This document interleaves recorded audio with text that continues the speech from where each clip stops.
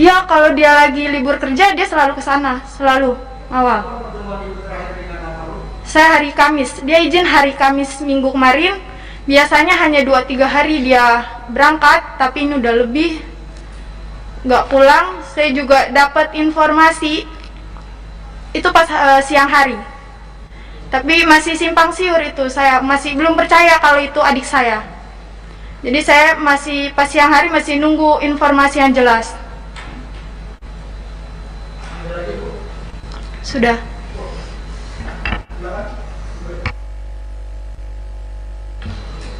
Iya Pak. Kebetulan saya ketemu terakhir dengan adik saya tuh Kamis malam Jumat.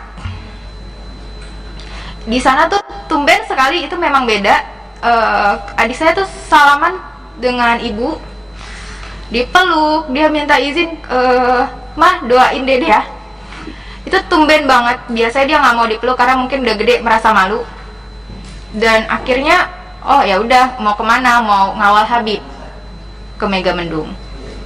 Di hari Minggu itu saya lupa Sabtu malam Minggu atau Minggu malam Senin itu sempat video call dengan kami, dan itu sehat, dia senyum, lagi ngapain, udah makan atau belum.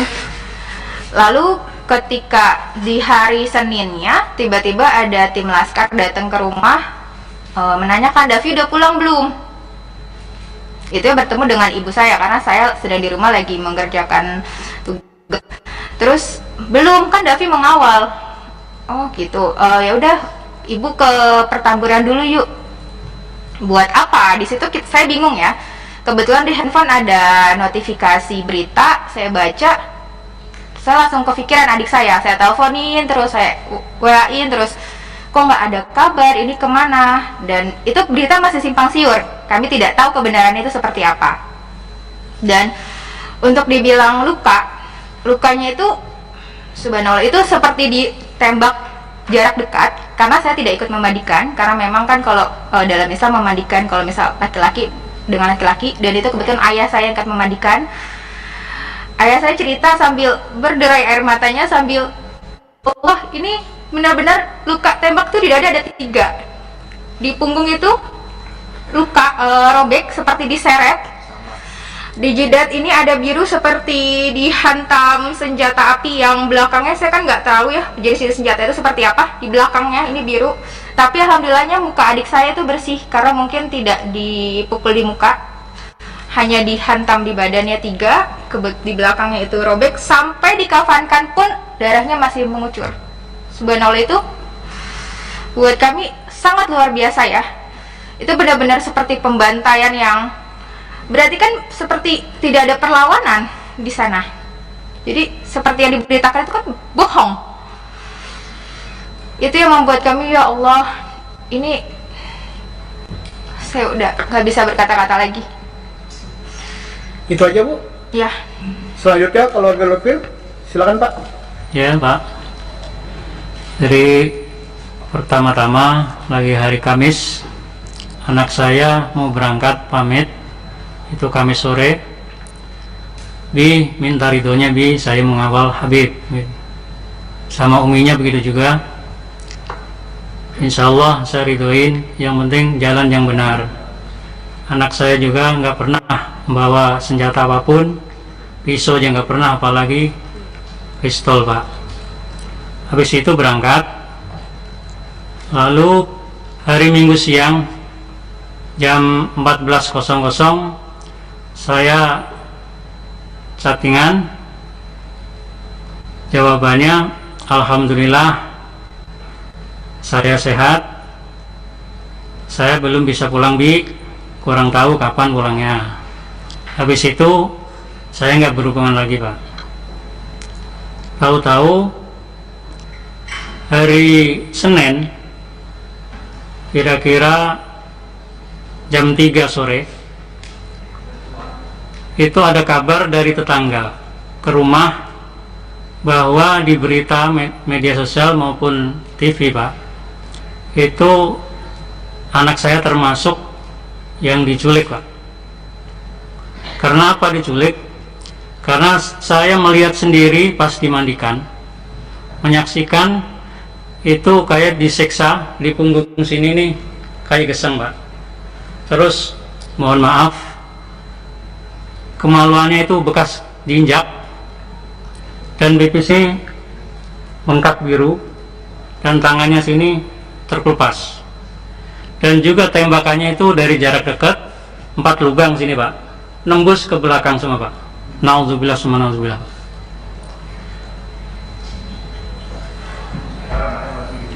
Jadi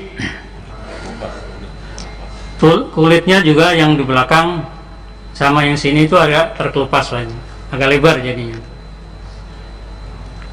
Yang saya ketahui itu Mandiin Bang si Aziz. Ya nanti. Jadi menjawab pertanyaan tadi cukup seperti Oke. itu kejadiannya.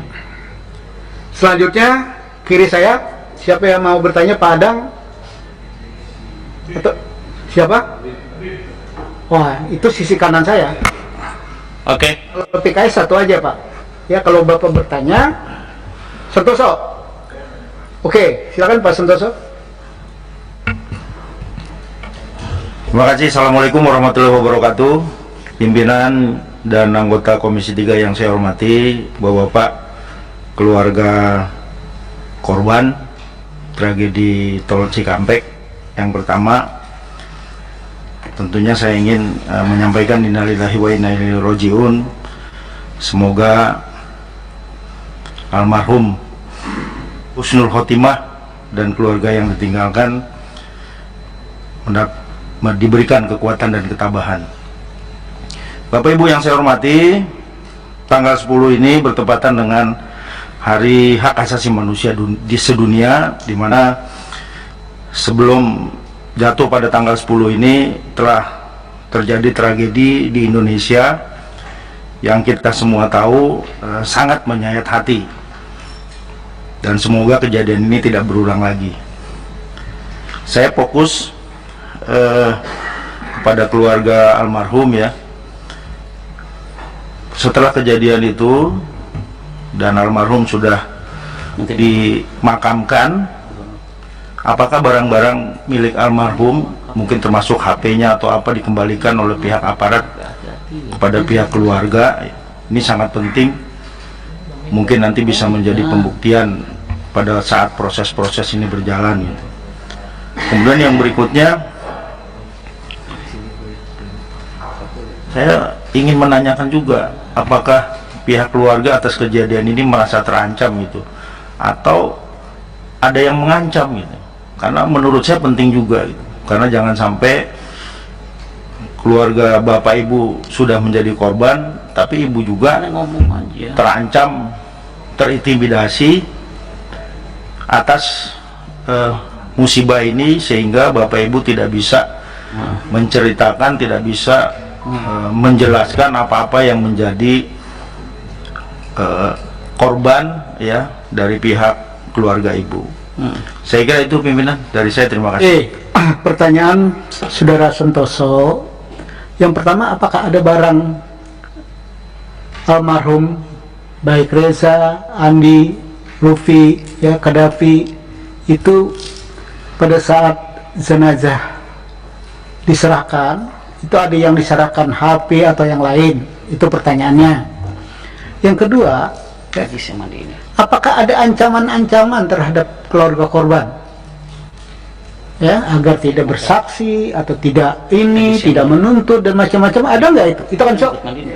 Oke, silakan mulai orang tua Pak Lufil, almarhum Lufil. Ya, terima kasih. Sampaikan bahwasanya barang-barangnya itu KTP pun nggak ada, KTP pun nggak ada, apalagi HP atau tasnya. Biasa itu anak saya bawa tas yang kecil itu buat HP dan lain-lainnya. Jadi KTP pun enggak, atau pakaian juga enggak. Yang keduanya, tadi Ada ancaman dan macam-macam Pak? saya cuma curiga, kecurigaan saya sendiri, jadi kayak terancam. Jadi banyak wartawan yang tidak jelas gitu. atau orang yang tidak jelas mau menanya yang macam-macam gitu. Tapi insya Allah saya berteguh bahwa saya nggak akan menjawab di situ walaupun ada ancaman apapun. Itu terima kasih. Itu saya. Oke, silakan. Yang mewakili almarhum Qaddafi, silakan. Pertanyaannya ada dua, Bu. Ada barang almarhum Qaddafi nggak? Yang kedua, ada ancaman nggak? Silakan. Ya. Ini juga yang akan saya tanyakan sebenarnya pimpinan. Kami keluarga tidak diberikan barang-barang Qaddafi, handphone, tas, dompet itu tidak sama sekali. Dan kami juga semalam sempat saya tanyakan, ini apakah memang ada barang-barang yang diberikan? Maksudnya agar kami bisa tahu ya handphonenya, karena di handphone itu juga kan pasti ada foto kami keluarga dan yang lainnya. Lalu untuk ancaman, untuk sampai saat ini alhamdulillah memang tidak ada. Namun sama seperti yang diinformasikan Bapak Lutfi, kami merasa resah karena ketika ada kemarin pada saat di hari Senin, kami kan sekeluarga di pertamburan semua. Itu banyak orang yang datang bilang dari A, B, C untuk menanyakan, sekedar menanyakan, melihat-lihat di sekitar rumah. Itu sangat meresahkan, apalagi kami satu keluarga itu wanita semua. Hanya ayah saya saja laki-laki untuk saat ini. Itu yang saat ini dikeluhkan oleh kami. Gimana kalau misalnya nanti ayah saya nggak ada di rumah, di sana hanya wanita saja, lalu nanti banyak orang Oke, yang datang. ada ancaman nggak, Bu? Meresahkan. Kalau ancaman secara langsung tidak ada, tapi Oke. hanya ada sekitar melihat, menanyakan seperti itu pimpinan. Oke, terima kasih, Bu ya. Terima kasih. Silakan keluarga Reza dulu. Silakan, Bu.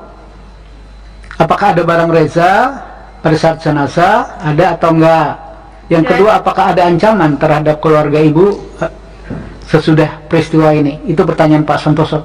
Untuk barang Reza nggak ada, tidak ada yang dipulangkan. Untuk ancaman alhamdulillah belum, hanya saja